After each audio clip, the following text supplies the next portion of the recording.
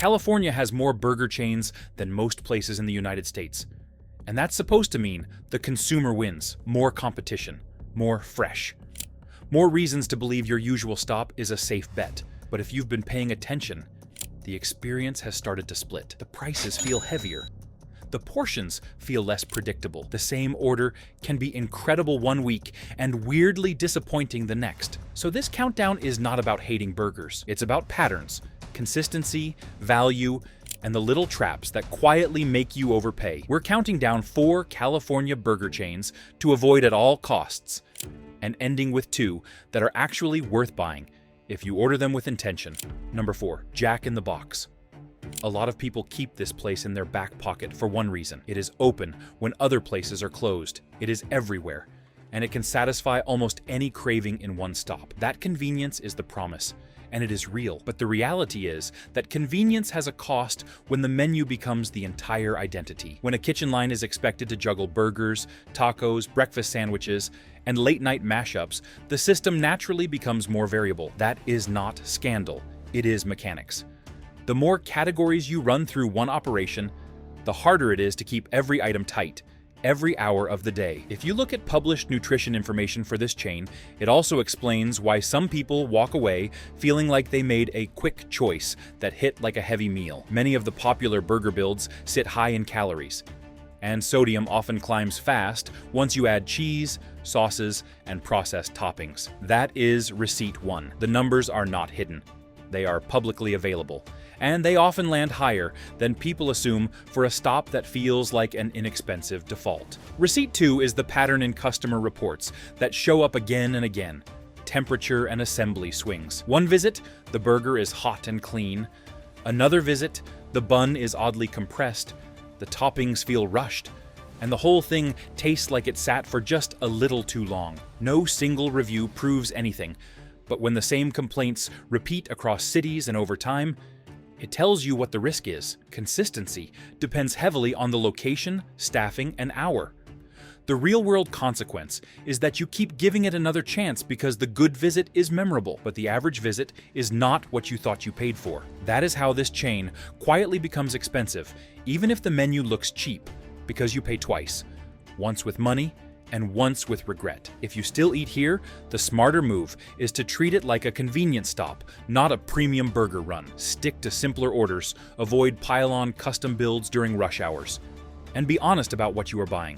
Speed, not craft. When people order the biggest, most stacked burgers here expecting a better burger, that is when disappointment spikes, because the kitchen is playing too many instruments at once. That kind of inconsistency is frustrating enough at a low price point. When the price goes up, the disappointment hits harder. Before moving on, what's the last burger you paid premium money for that didn't feel premium at all? Drop the chain, and what you ordered in the comments patterns become obvious when people compare experiences. If this breakdown is helping you spot those traps before you order, liking and subscribing makes sure you don't miss future ones. The next chain on this list shows what happens when higher prices raise expectations the food can't always meet.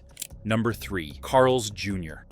This is a chain that sells the feeling of an upgrade. The visuals are aggressive, the burgers look oversized, and the language around them suggests indulgence with intention. You are meant to feel like you stepped up from ordinary fast food into something bolder and more satisfying. When everything lines up, that promise feels real, and that's why people keep giving it another shot. The tension starts when you look closely at how that upgrade is constructed. Public menu pricing makes it clear that the base burger is rarely the end of the transaction. The structure nudges you towards signature builds, add-ons, and combos that push the total up quickly. That is not hidden, but it is strategic. The upsell ladder is built directly into the experience, and most people do not notice how far they have climbed until they are already paying. That is the first receipt.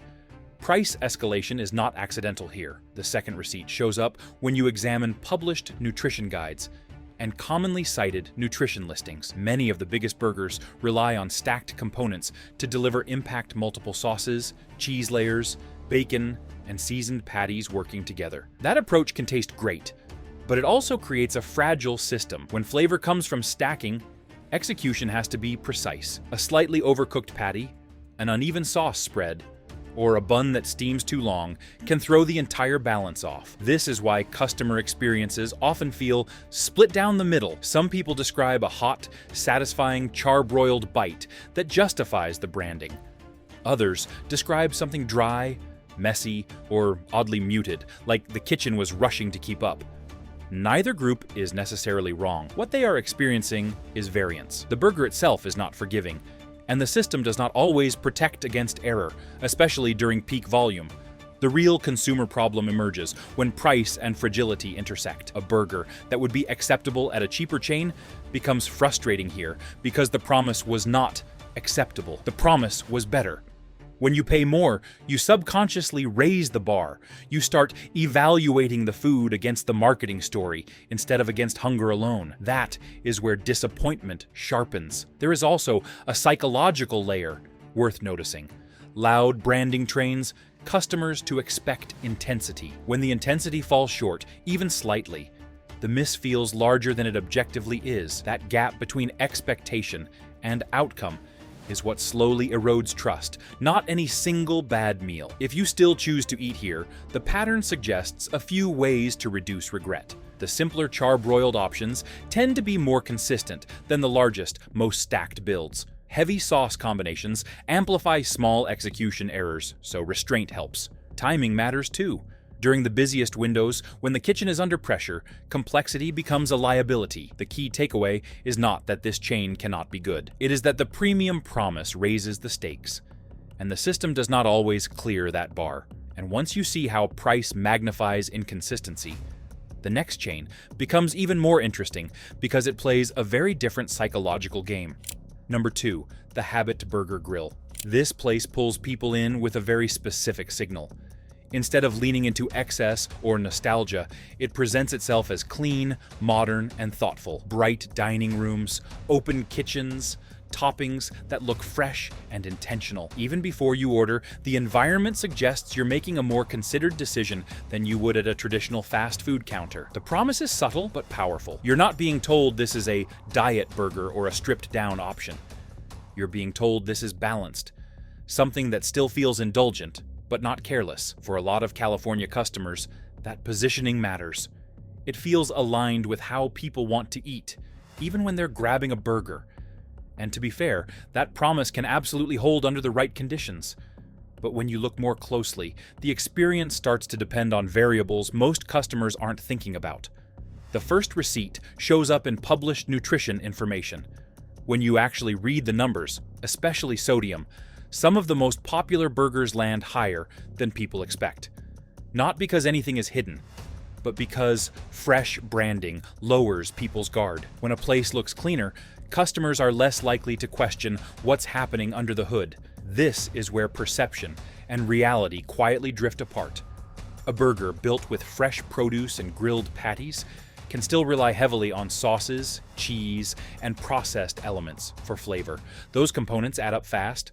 The meal doesn't feel heavy while you're eating it, but the nutritional footprint tells a different story than the aesthetic suggests. The second receipt lives in the operational reality of freshness at scale.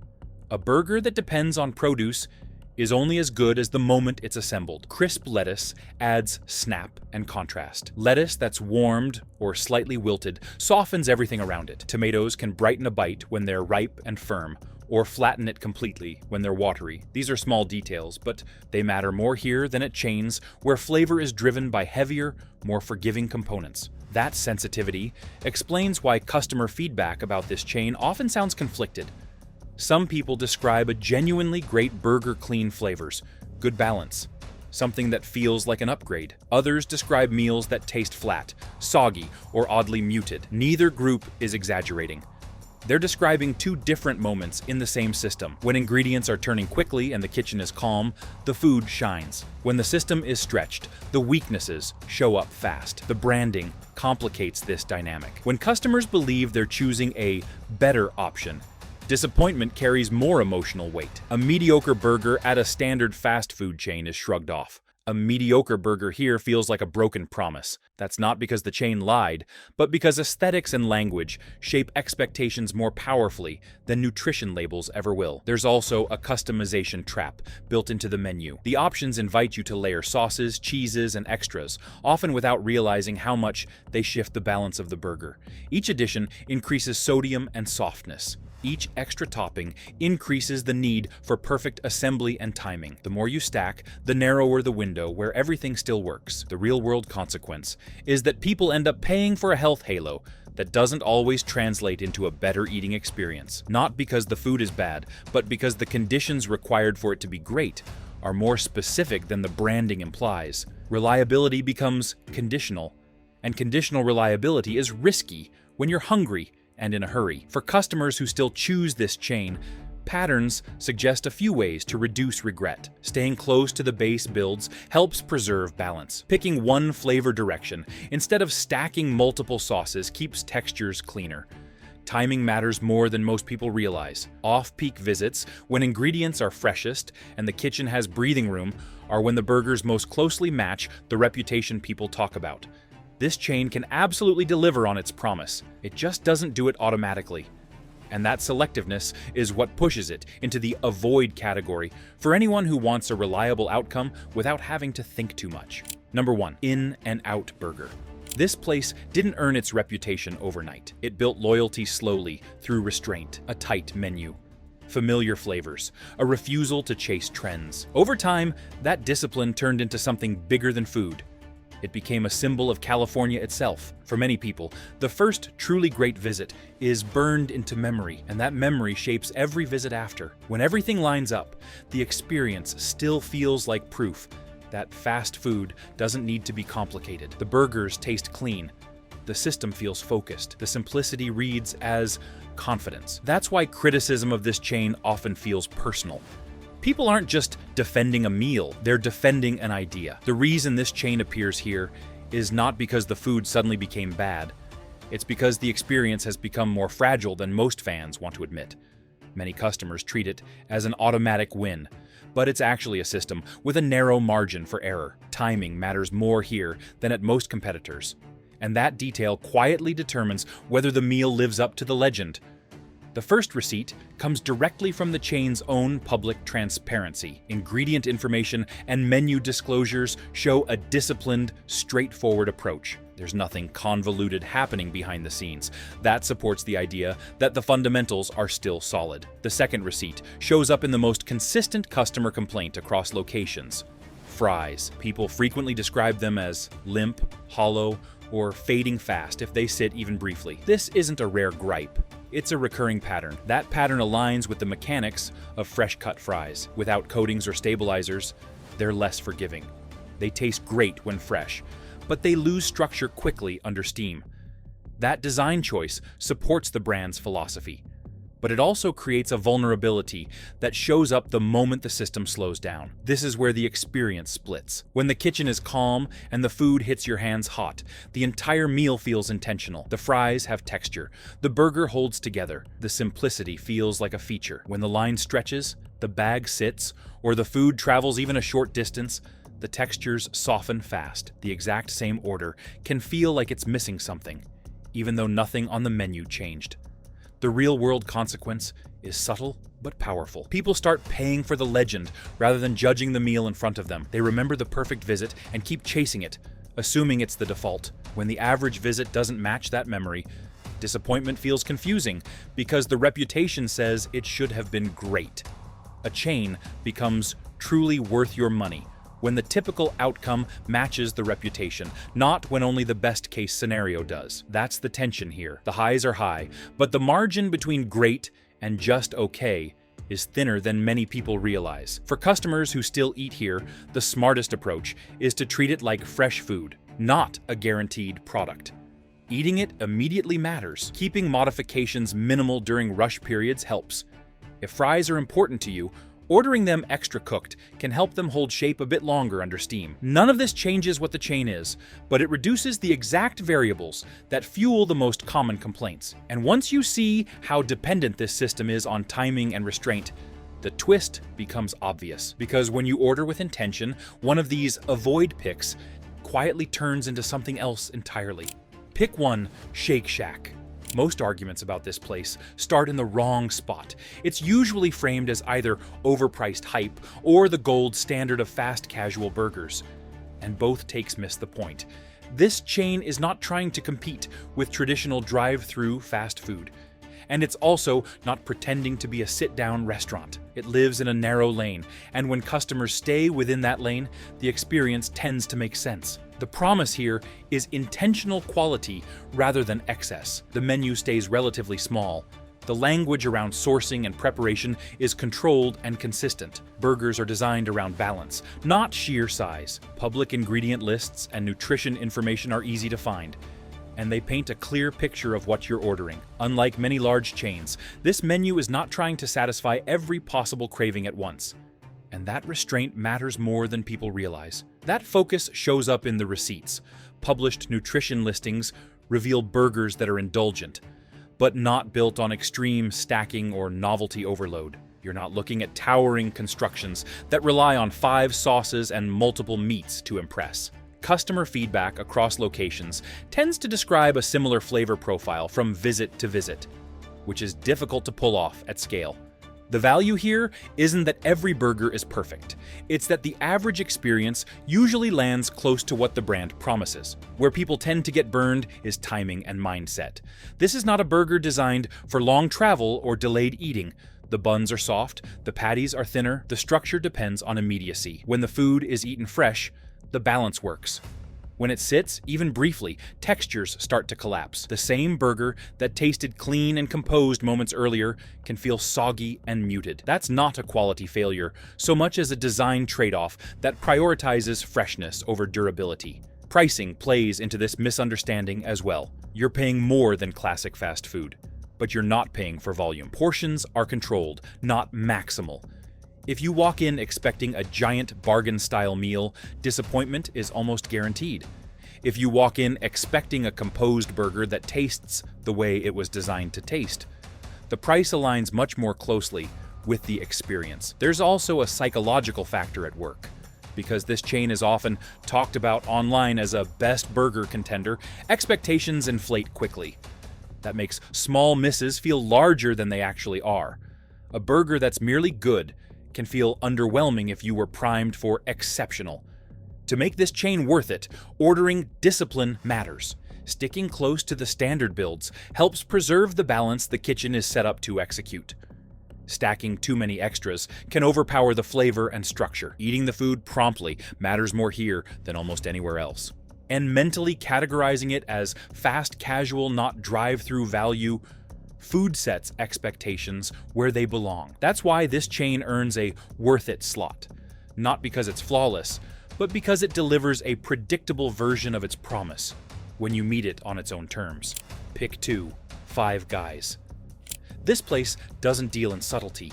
It doesn't suggest restraint, balance, or health. It doesn't try to soften the message. The pitch is direct. Big burgers, generous fries, and a meal that looks and tastes largely the same, no matter which location you walk into. That honesty is the first receipt. Nutrition and portion information are widely available, and nothing about them is surprising. You know, before you order that this is a heavy meal. There's no health halo, no aesthetic cue suggesting otherwise. That transparency removes a lot of the frustration people experience elsewhere, because expectation and reality start aligned. The second receipt shows up in customer patterns. Compared to many burger chains operating in a similar price range, this one generates fewer complaints about wild inconsistency. Patties are cooked the same way. Buns are familiar.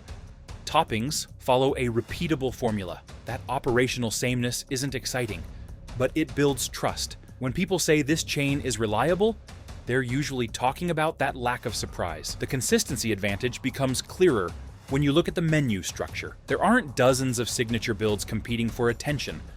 The burger itself is the product. Customization exists, but the base system is stable enough that removing or adding toppings doesn't derail the entire experience. That reduces the coin flip feeling that plagues chains with more complex menus and higher execution risk. There's also a value clarity here that many chains have lost. You're paying more upfront, but you're not paying for a story. You're paying for volume and predictability. The burger you receive usually matches the one you imagined when you ordered. In a market where many chains depend on nostalgia, branding, or perfect timing to feel worth it, that predictability becomes its own kind of value. Of course, restraint still matters if you want to feel good about the purchase. Portions are large, especially the fries, and it's easy to overorder out of habit. Treating it as a single, filling meal instead of automatically building a full combo helps keep the value equation sane. Splitting fries when you're with someone often makes sense. Choosing toppings intentionally instead of stacking everything simply because you can keeps the burger closer to what the system executes best. The chain gives customers a lot of freedom, but the consumer win comes from using that freedom thoughtfully. When you do, the experience is rarely confusing or disappointing. It is exactly what it claims to be.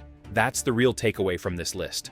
4 chains that become risky when consistency matters, and 2 that still earn their place when you order with intention instead of autopilot. California doesn't have a burger shortage. It has a clarity problem. Some chains lean heavily on nostalgia.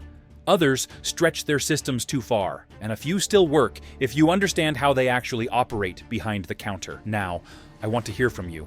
Which California burger chain has let you down the most recently, or surprised you in a way you didn't expect? Drop the name and what you ordered in the comments, because shared experiences reveal patterns no ad ever will. If this breakdown helped you avoid wasting money or waiting for food that doesn't deliver, like and subscribe.